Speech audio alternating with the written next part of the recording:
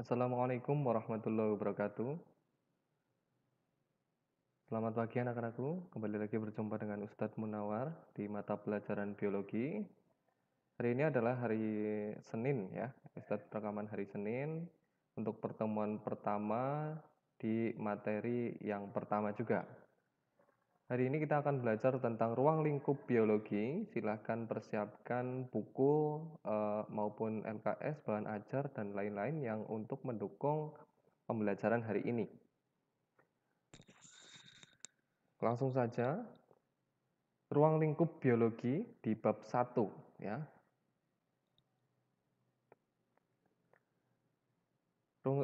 Biologi berasal dari kata bios dan logos, ini bahasa Yunani ya. Dan bahasa Inggrisnya yaitu bio, life, dan logos adalah knowledge atau pengetahuan ya. Bios adalah hidup, logos adalah pengetahuan.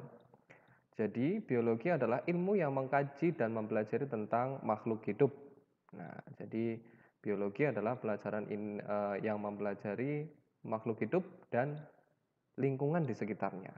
Jadi selama di SMA nanti, selama kita mempelajari biologi, kita mempelajari tentang makhluk hidup dan lingkungannya, ya, lingkungan makhluk hidup tersebut.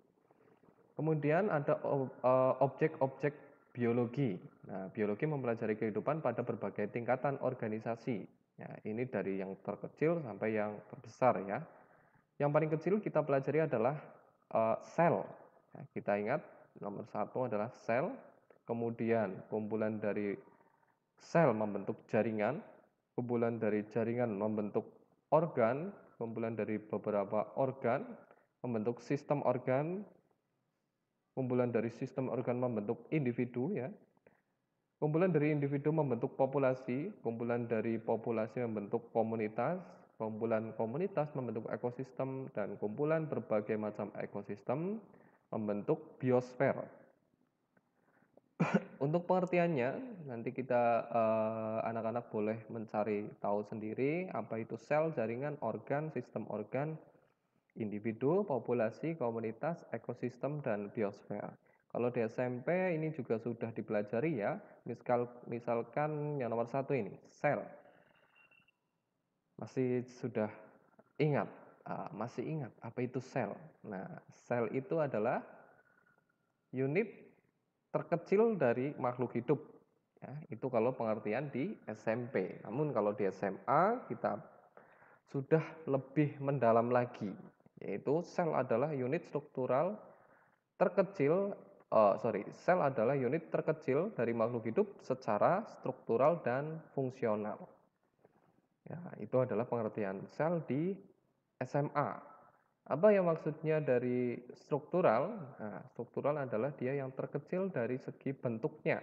Ya, dia yang masih diamati terkecil dari makhluk hidup. Kemudian secara fungsional, walaupun kecil dia masih bisa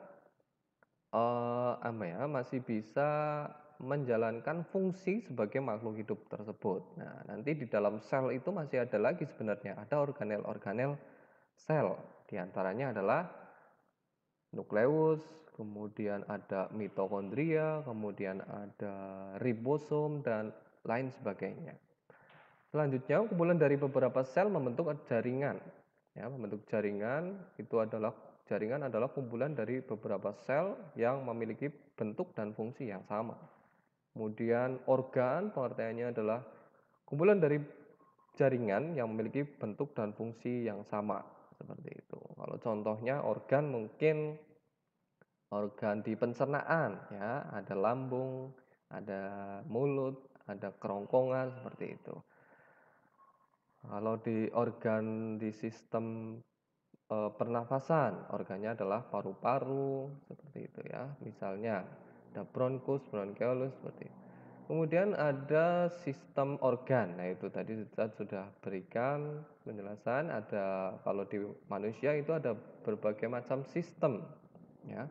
Sistem adalah kumpulan dari beberapa organ yang memiliki satu fungsi tertentu. Misalkan sistem yang kita kenal adalah sistem pernafasan atau sistem pencernaan, sistem syaraf, sistem ekskresi atau pengeluaran, ada sistem eee, apalagi ya, reproduksi ya, jadi macam-macam sekali sistem yang ada di tubuh kita.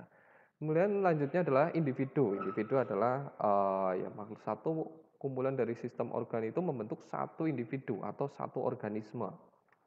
Misalkan seekor gajah atau seekor beruang, ya, seekor ayam, seekor kambing gitu.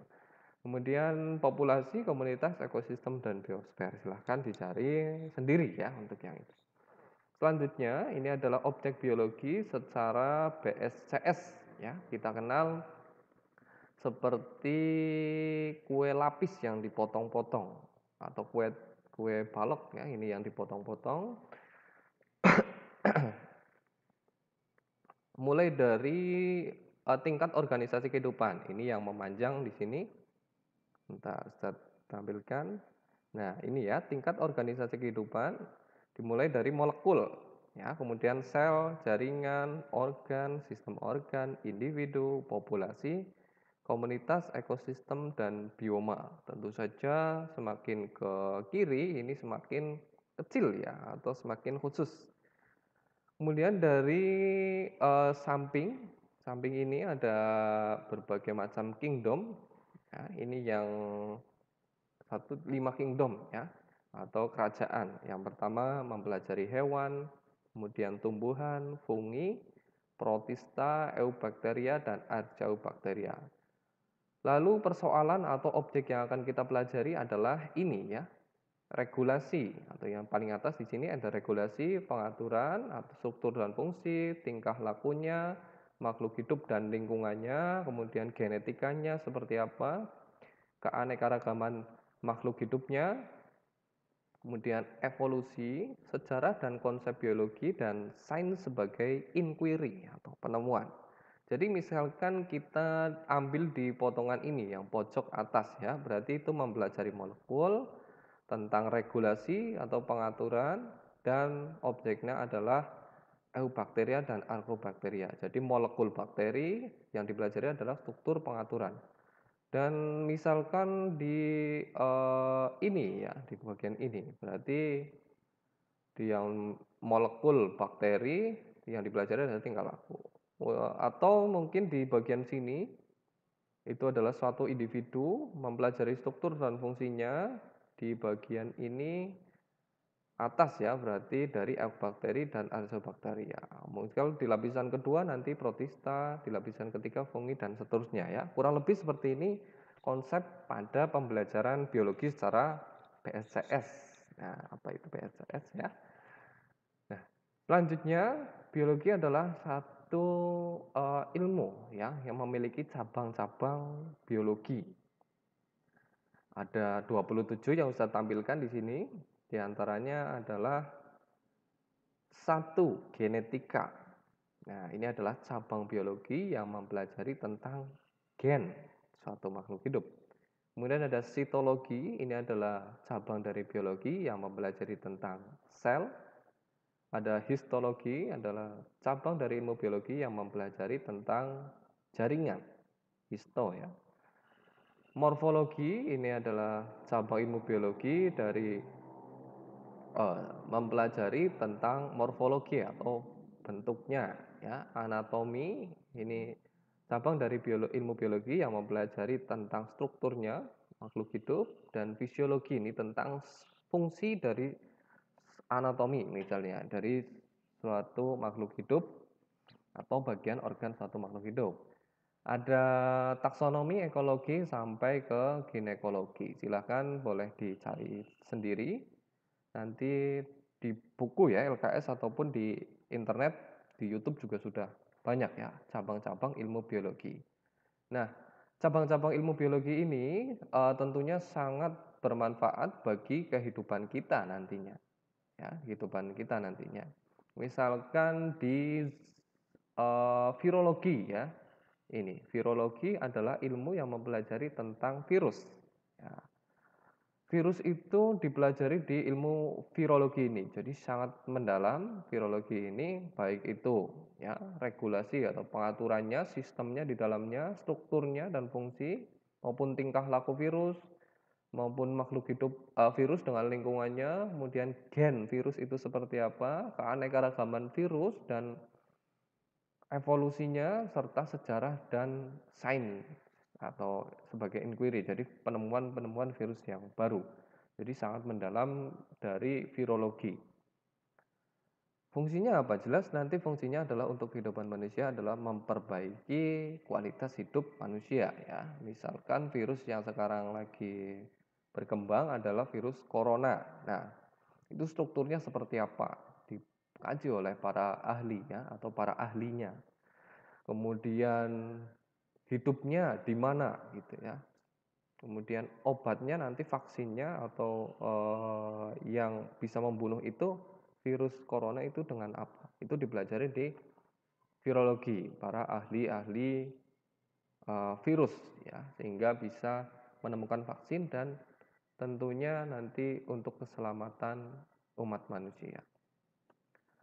Kemudian manfaat biologi. Nah, ini ada kita mempelajari biologi tentunya ada manfaatnya ya. Bermanfaat untuk apa saja kira-kira? Yang satu adalah memecahkan masalah dalam kehidupan tentunya.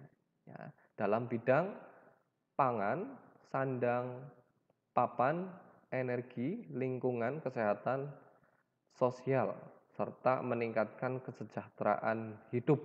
Ya. Di pangan misalkan permasalahan pangan di biologi. Misalkan saat ini kita sangat kekurangan apa ya, bahan makanan pokok ya atau bahan makanan pokok kita adalah, padi misalkan ya. Bagaimana sih padi itu bisa lebih banyak diproduksi sehingga bisa mencukupi kehidupan masyarakat di Indonesia, misalkan di cabang ilmu botani ya, ini mempelajari tentang tanaman. Nanti, di botani ini para ahli botani itu mempelajari tentang padi dan varietas-varietas padi tersebut serta bagaimana teknologi yang akan dikembangkan. Misalkan dengan pembuatan padi transgenik, jadi ada bibit unggul yang, misalkan satu tanaman padi itu menghasilkan satu karung padi. Wah, jadi biasanya kalau satu tanaman padi itu paling satu gelas, nah ini kalau para ahli botani sudah menemukan satu batang padi itu menjadikan, menghasilkan satu karung. Nah tentu, masalah pangan ini yang kekurangan padi itu sudah beres ya. Ataupun misalkan di sandang, kita ketahui bahwa bahan sandang atau pakaian itu, ada yang sintetis dan ada yang alami. Kalau yang alami itu ada dari kapas maupun dari, ulat atau hewan seperti itu ya. Ada dari wool misalkan itu dari, domba atau kulit sutra itu dari ulat sutra ya. Tapi yang banyak yang dipakai adalah dari cotton atau kapas.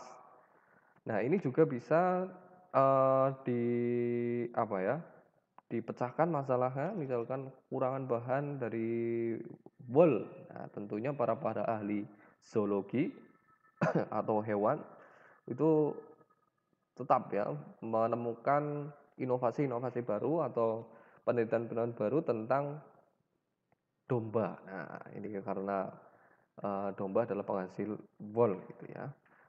Dan lain sebagainya, baik papan, energi, lingkungan, kesehatan, dan sosial. Nah, itu nanti boleh dipelajari lebih lanjut secara mendalam, secara mandiri ya. Kemudian ada peningkatan kesejahteraan hidup tentunya. Kalau kita mempelajari biologi itu bisa mensejahterakan hidup manusia secara umum. Karena kita menjaga keseimbangan alam ya. Tentu saja kalau eksploitasi yang begitu besar itu akan merusak tatanan kehidupan ya karena, apa ya, eksploitasi itu tidak baik ya serta merusak alam. Nah, itu pengenalan dari biologi ya. Yang pertama tadi adalah pengertian biologi, kemudian objek biologi, serta ini sistem BSCS, cabang biologi dan manfaat mempelajari biologi. Selanjutnya kita ke kerja ilmiah. Nah, kerja ilmiah itu seperti apa? Apakah sama dengan kerja-kerja yang lain? Tentu saja berbeda ya. Kerja ilmiah adalah kerja yang dilakukan oleh seorang ilmuwan dalam mempelajari ilmu. Ya, biasanya dalam mempelajari ilmu itu yang pertama dia sering membaca. Jadi nanti siswa-siswaku itu sering ya membaca buku, literatur yang lain ya, usahakan sering membaca. Kemudian sering juga mendengar ya, mendengar fenomena-fenomena yang terjadi di masyarakat maupun di lingkungan sekitar maupun di dunia yang kompleks yang luas. Setelah itu adalah mengamati, menyentuh dan merasakan. Nah, peneliti itu meneliti atau menyelidiki dengan cara sistematis dan disertai dengan sikap ilmiah. Jadi ini prosesnya dalam penelitian. Membaca, mendengar, mengamati, menyentuh dan merasakan.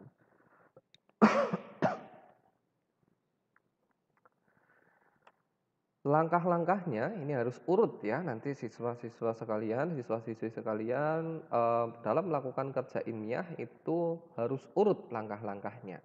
Yang pertama adalah menemukan masalah, kedua adalah mengajukan hipotesis, tiga merancang atau merencanakan percobaan, yang keempat menentukan alat dan bahan, menentukan variabel, melakukan percobaan, dan yang terakhir adalah menarik kesimpulan. Misalkan seperti ini ya. Ustadz akan jelaskan satu persatu tentang kerja ilmiah yang ini.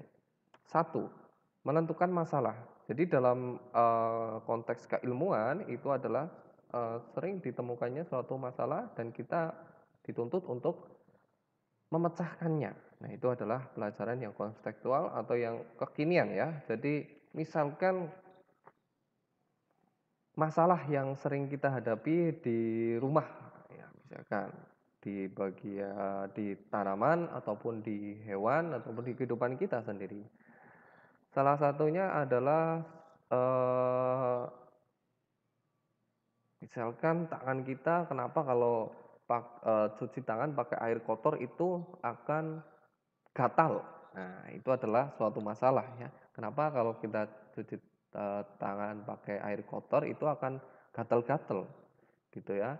Atau karena kenapa kalau kena ulat bulu tangan kita jadi gatal seperti itu. Nah, suatu penelitian dimulai dengan masalah. Masalahnya misal tangan gatal karena tadi kena air yang kotor gitu ya. Kemudian dirumuskan.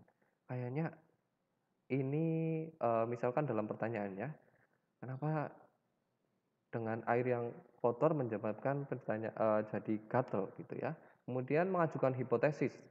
Nah, setelah tadi penasaran ya saya, kenapa tangan saya jadi gatal kalau cuci dengan air yang kotor. Kira-kira mengajukan hipotesis itu adalah jawaban sementara dari rumusan permasalahan yang diajukan pada langkah nomor 1, menghasilkan hipotesis atau dugaan sementara. Misalkan kita menduga bahwa air itu banyak bakterinya, seperti itu ya. Wah, air itu banyak bakterinya, pantesan tangan saya gatal gitu ya. Kemudian merencanakan percobaan. Nah, setelah kita menduga-duga, tentu saja kita akan merancangkan percobaan untuk menjelaskan tadi ya, apakah benar di situ ada bakterinya. Untuk penyusun percobaan dibutuhkan perencanaan. Nah, nanti perencanaannya dimulai misalkan biaya, apa yang dibutuhkan dan biaya, misalkan alat dan bahan dan biaya yang kita gunakan. Misalkan kalau ingin mengetahui tentang bakteri atau meneliti air itu ada bakterinya apa enggak, tentu saja kita menggunakan alat yang ini. Apa ini namanya? Ya, ini adalah mikroskop ya. Cara memegangnya seperti ini. Tangan yang kiri di bawah dan yang tangan kanan di lengannya. Nah, jadi dua tangan dipakai semua. Ini cara memegangnya. Sebelum nanti saya akan jelaskan lebih lanjut di pertemuan berikutnya. Nah, tentu saja menggunakan alat mikroskop ini bisa untuk menguji ya, apakah air itu ada bakterinya atau enggak. Nah, setelah alatnya misalkan mikroskop, ada gelas, objek gelas, ada air yang akan kita teliti, seperti itu ya, serta biaya yang kita itu berapa, dicatat semua di dalam suatu tabel misalkan ya. Setelah itu menentukan variabel. Nah ini, ada variabel bebas, kontrol, dan terikat. Misalkan ada judul seperti ini, pengaruh berbagai dosis pupuk NPK pada pertumbuhan tanaman jagung. Atau yang akan kita teliti tadi adalah eh, pengaruh air yang kotor terhadap rasa gatal pada tangan, gitu ya. Variabel bebasnya itu adalah faktor yang diubah oleh sang peneliti. Dalam hal ini adalah dosis pupuk. Pengaruh berbagai dosis pupuk itu adalah bermacam-macam dosis yang pupuknya. Ada pada pertumbuhan tanaman jagung, ya. Jadi dosisnya itu bermacam-macam. Misalkan ada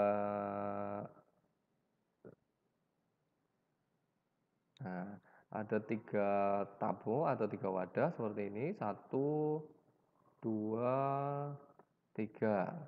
Nah, ada 3 tabung, misalkan di sini pupuknya 20%. Nah, atau 20 gram tabung A atau pot A. Pot B di sini ini misalkan 30% atau 30 gram pupuk. Yang pot C misalkan 40 gram. Nah, ini mana yang tanamannya yang paling subur atau pertumbuhannya yang paling bagus di sini? Variabel terikat yang kedua adalah variabel terikat adalah faktor yang berubah tergantung perubahan variabel bebas. Nah, variabel terikatnya adalah tanaman jagung. Nah, misalkan kalau 20 ini hanya segini tanamannya ya. Nah, tanaman jagungnya. Kalau yang 30 misalkan nanti hasilnya seperti ini. Nah, tingginya ya. Kalau yang 40 misal tinggi sekali seperti ini. Nah, jadi ada variabel bebas, variabel terikat, dan yang ketiga adalah variabel kontrol. Sengaja tidak diberikan perlakuan untuk pembanding. Nah, variabel kontrol ini adalah jenis tanahnya tentu saja ya. Jenis tanahnya ini harus sama. Diambil di tempat yang sama, kemudian di waktu yang sama, kemudian di pH-nya sama gitu ya, atau keasamannya sama, atau mungkin bijinya ya, jenis bijinya ini juga harus sama.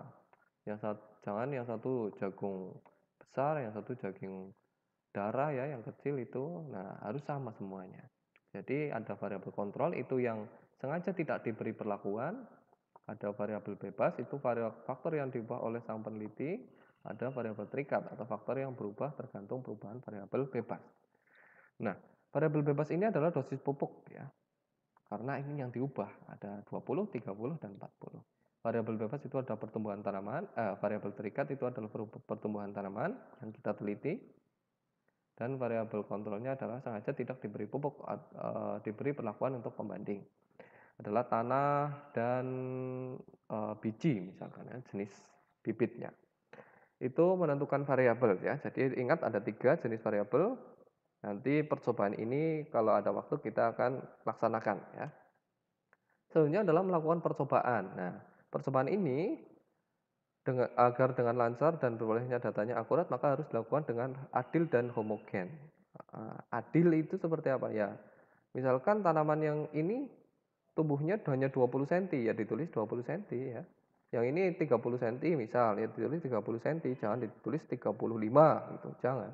Harus adil. Dan harus jujur seperti itu ya. Dan 40-nya itu misalkan ini 50 cm, ditulis 50 cm, jangan enggak jujur ya, enggak adil ya. Bagaimana kalau tidak homogen? Tentu saja kalau tidak homogen atau tidak adil ya, tidak jujur itu akan berpengaruh pada hasil penelitian dan penelitian itu nanti akan tidak valid. Selanjutnya menarik kesimpulan. Nah, dari data-data yang sudah dikumpulkan selama penelitian mungkin ada 1 minggu atau 1 bulan gitu ya, ada kesimpulan yang dapat mendukung hipotesis atau tidak mendukung hipotesis. Misalnya tanaman jagungnya tadi yang 40% pupuk itu ternyata tumbuhnya paling cepat ya ditulis ya. Ternyata pengaruh berbagai dosis pupuk NPK mempengaruhi tanaman jagung atau penambahan pupuk 40% itu mempengaruhi tanaman jagung gitu. Nah, seperti itu adalah menarik kesimpulan. Jadi dari masalah tadi ternyata bisa ditemukan kesimpulan yang tepat seperti itu ya. Nah, dengan sikap-sikap ilmiah yang harus kita miliki tentunya. Ini adalah sikapnya. Yang pertama adalah berani, santun dalam mengajukan pertanyaan dan argumentasi. Yang kedua, mengembangkan keingintahuan. Yang ketiga, kepedulian terhadap lingkungan. Yang keempat, berpendapat secara ilmiah dan kritis. Yang kelima, berani mengusulkan perbaikan dan bertanggung jawab terhadap usulan tersebut. Yang keenam adalah bekerja sama. 7, jujur terhadap fakta. Tadi saya sudah jelaskan yang ini ya. Serta disiplin dan tekun. Itu adalah sikap ilmiah.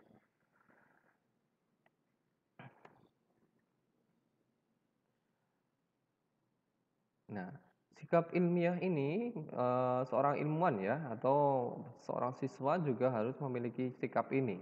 Nah, fakta di sini adalah informasi yang diperoleh dari bukti-bukti pada data. Kemudian opini adalah pendapat mengenai peristiwa tertentu. Opini dapat berdasarkan fakta atau tidak, dan berdasarkan fakta pun opini bisanya tidak ada data spesifik seperti itu. Jadi dibedakan antara fakta dan opini. Namun kalau yang ilmiah itu diharuskan dengan fakta-fakta ya, baru kita menyampaikan opininya seperti itu. Untuk pertemuan hari ini hanya seperti itu saja. Nanti setelah ini Ustadz akan tampilkan LKPD atau lembar kerja peserta didik. Di situ ada pertanyaan-pertanyaan terkait dengan materi yang sudah kita bahas barusan ya. Jadi setelah ini silahkan buka materinya dalam bentuk Word, nanti dikirim melalui Google Classroom di lampiran ya, di attachment. Di situ dilampirkan setelah dikerjakan LKPD-nya dilampirkan. Seperti itu untuk pertemuan hari ini. Nah, misal ini ya, langsung. Nah, lembar kegiatannya yang ini nih. Nanti Ustadz akan lampirkan di Google Classroom. Nanti siswa-siswa sekalian mengisi ya dari lembar kegiatan tersebut.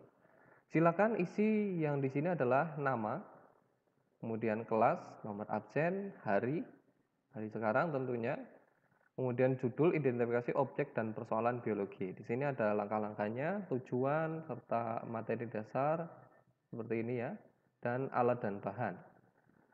Alat dan bahannya di sini adalah artikel ilmiah. Nah, nanti siswa-siswa sekalian itu cermatilah artikel ilmiah yang telah diberikan oleh guru. Nanti Ustadz tampilkan artikelnya. Di sini ada 7 artikel. Silakan satu orang satu artikel saja. Kemudian misalkan di artikel wabah difteri di Indonesia ya, artikel 2. Nanti cara kerjanya bersama kelompok identifikasi objek biologi, tingkat organisasi kehidupan dan persoalan biologi berdasarkan artikel ilmiah yang dicermati. Karena ini musim pandemi, jadi nanti tidak berkelompok namun individu ya, satu-satu. Selanjutnya tulislah hasil identifikasi pada tabel 1 dan kerjakan pertanyaan diskusi yang tersedia. Tabel 1 yang mana? Ini dia. Judulnya, misalkan tadi di sini judulnya adalah artikel wabah difteri di Indonesia ya. Di situ ada wabah difteri di Indonesia. Nah, ini. Nah, wabah difteri di Indonesia. Macam objek biologi yang dipelajari di sini. Nah, kalau di sistem BSCS tadi wabah difteri di Indonesia kira-kira di bagian mana ya? Nah, objek biologinya. Kalau difteri itu apakah termasuk hewan, tumbuhan, fungi, protista, ataupun Azobacteria dan Eubacteria. Tentu saja kalau difteri adalah Eubacteria ya, karena ini adalah bakteri. Eubacteria.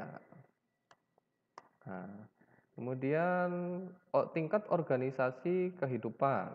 Tingkat organisasi kehidupan berarti di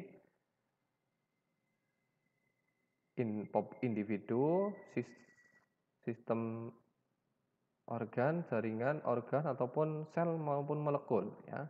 Karena eubacteria tentu saja individu. Nah, individu di individunya, kemudian yang ketiga adalah macam persoalan biologi. Macam persoalan biologinya berarti dia di makhluk hidup dan lingkungan, kemudian keanekaragam struktur dan fungsi gitu ya. Pilih salah satu atau dua juga boleh. Struktur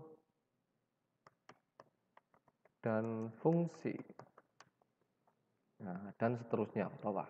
Ya, nanti boleh ada wabah apa, artikel yang 2, artikel 3, artikel 4 dan seterusnya. Kemudian temukan cabang ilmu biologi apa saja yang sesuai untuk mempelajari dan atau memecahkan masalah dari masing-masing artikel ilmiah. Cabang ilmu bakteria berarti ini cabang ilmu biologinya yaitu misalkan ya. Kalau bakteri itu adalah mikrobiologi.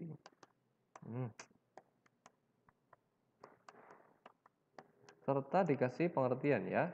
Mikrobiologi adalah ilmu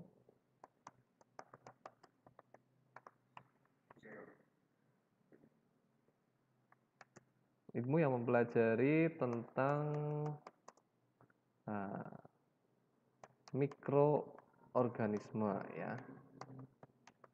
Nah, misalkan seperti itu. Kemudian dan seterusnya. Nanti ada artikel 2, artikel 3 ditulis seperti itu ya. Cabang ilmu biologinya apa?